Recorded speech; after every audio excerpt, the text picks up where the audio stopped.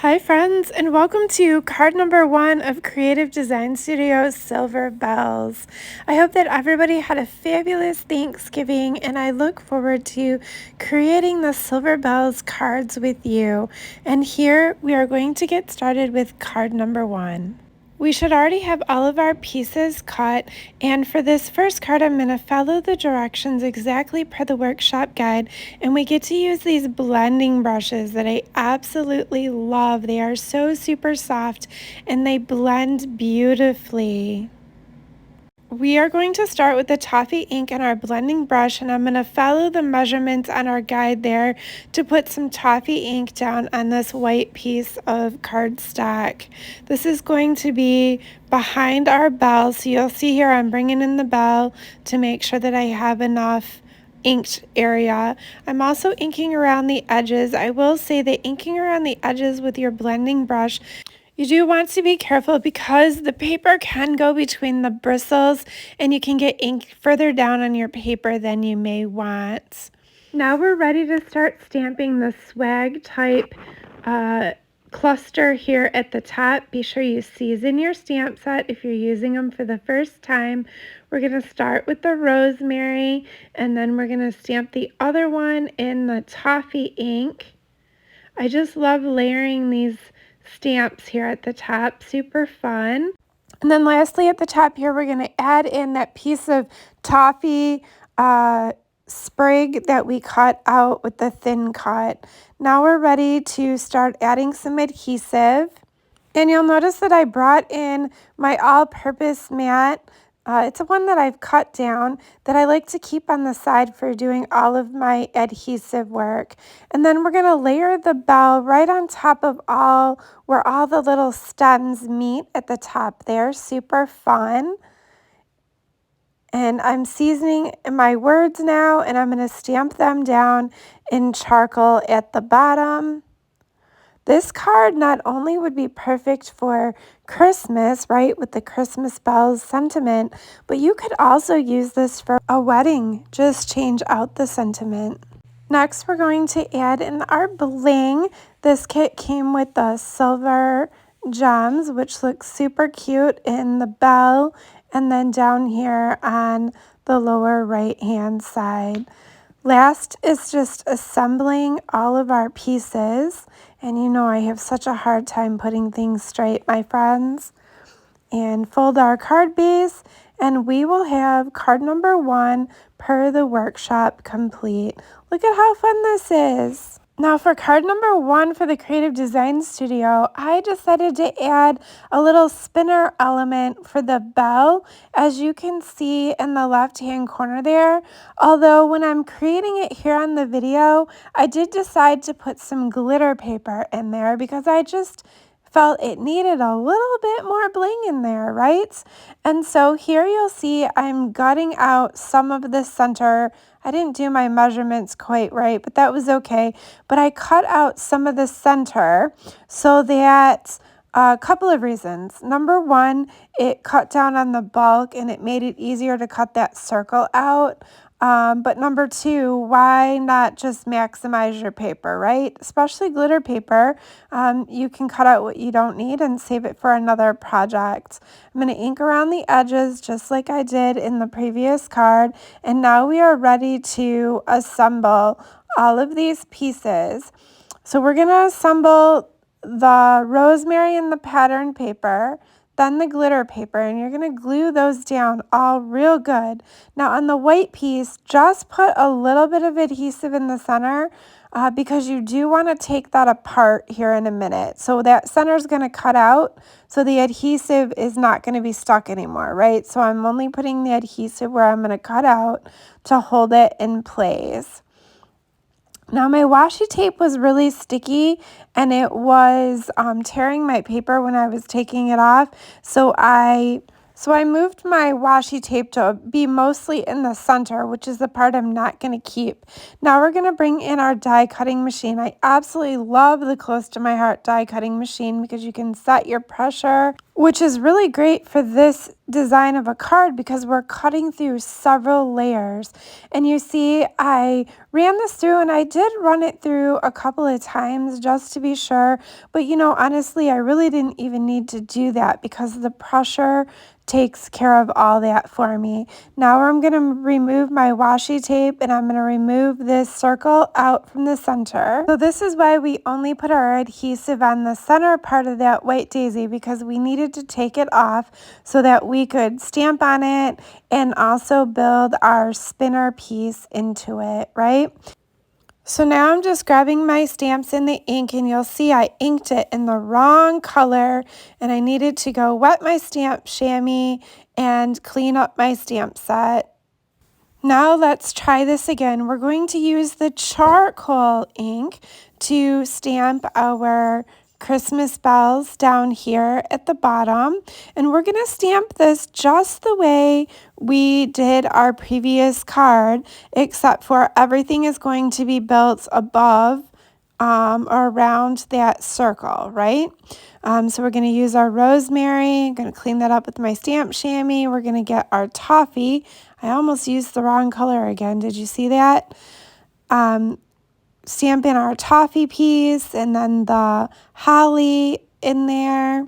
And you'll notice that as I'm closing my ink pad here, I got ink all over it, but look at how easy the chamois cleans that up. So I got my all-purpose mat in here again. I added adhesive to that little die cut piece of, I want to call it greenery, but it's not greenery.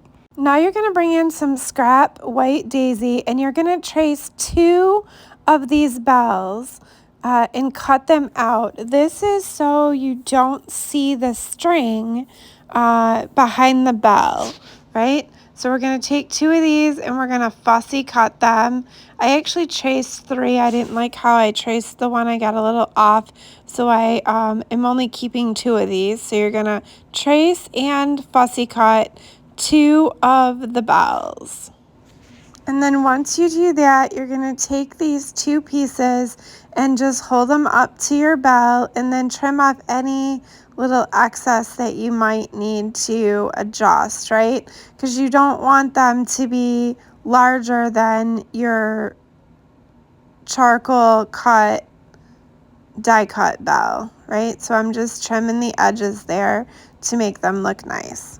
Next, you're going to want some red tape or strong score tape to build this spinner piece. Notice how I took my scissors. You could use a bone folder or something. You really want to varnish in that red tape when you put it down. That also makes it easier to pull the backing off, right? I'm going to add adhesive around where I just put the red tape. And then I'm going to put this layer of the bell together, right? So we have our die cut piece, and then we have one of the fussy cut pieces, right? I cleaned up any excess adhesive and trimmed any edges that I might need to trim. Now we're going to work on the other piece of our bell, and we're going to be sandwiching in a piece of thread. Okay, so you want to make sure you cut a piece of thread that is longer than your card piece there. So longer than the piece that we've stamped on. So you have some excess. I'm going to add some more score tape to this side of the bell. Okay, I had some little scrap pieces, so I stuck them in there as well. But you do want to have some good adhesive here. So you notice I varnished that in real good. I peeled those backings off.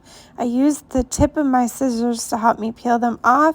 I'm putting that thread nice and securely down the center. If you don't get it center, then your bell's not going to hang center, right? I'm using the Close to My Heart gold embellishing thread that we used to sell, but you can even use your sewing thread, right? Okay, so once you have your thread down, you're going to put more of your score tape or red tape over the top of it. And it is harder to remove that backing now because you've got them layered together. But if you varnish it down real good before you try to peel it up, it makes it easier, right? So now once we have those sandwiched together, or that down, you're going to put your other backing that you fussy cut down to make a sandwich in between, right? So now your bell pieces, there should be 3 layers there, are all sandwiched together with your twine or thread in between. Now I did go and grab my Versamat because you also want to make sure that you have your thread straight on here, or your bell is not going to hang straight either, right? And I know you've heard me say 100 times, you probably get tired of hearing me say that I have such a hard time putting things straight these days, and you'll notice that once I finish this card that I didn't adhere it down straight, but that's okay. So you see I used the grid lines on my Versamat to get my tape straight, both top and bottom. Okay, I varnished it in, I removed the backing, and now I am going to lay my thread down onto that sticky, and I'm going to put more red tape or score tape on the top. You want to make sure that your thread is tight here, or your bell's going to sag in the middle. Now, you may wonder why I am putting so much of this red tape or this score tape down. The whole element of this card is this spinner, right? So if our spinner falls out because it's not taped in good, it kind of takes away the whole effect of the card. So I even added in a little bit of washi tape just to be sure that this was adhered in here good, right? I mean, that is all this work we've put into this card. We want that spinner to last in there. Now, because this is going to adhere onto glitter paper, I also added in some more of this red tape all around the edges here to help it stay. You know, it's hard to adhere to glitter, and I often use foam tape, but I did not want to add foam tape behind this piece, so I used more of this red tape here. So you see how nicely these scissors help to peel off that backing there. I touched in with a little bit more adhesive in the spots around the red tape, and now I think that we are ready to adhere this down. I had a little piece of my thread that was showing, but you do want to trim off any excess of your thread before you put it down here. And now look at how fun this is. We have this fun little spinner in the center of our card. There are so many cute things that you could do with these spinners, and of course I added some shimmer in there. But you could do on different cards, you could do a little bear, or you know, any little element in the center would be super cute, right? They have that little spinner in there. Now I did use the Silver Bells gems here this time instead of the gems that came with the kit. I hope that you have enjoyed creating card number 1, and I can't wait to see what cards you create with this spinner element.